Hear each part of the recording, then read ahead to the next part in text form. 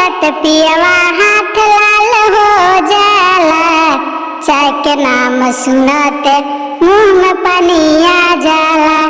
रजाई में घुस के पियवा बोले जड़ा बेईमान।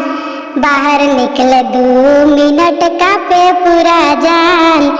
आगी से कत पियवा चाय खोजे हर बार। चाय न मिले तो बोले आज दिन खराब।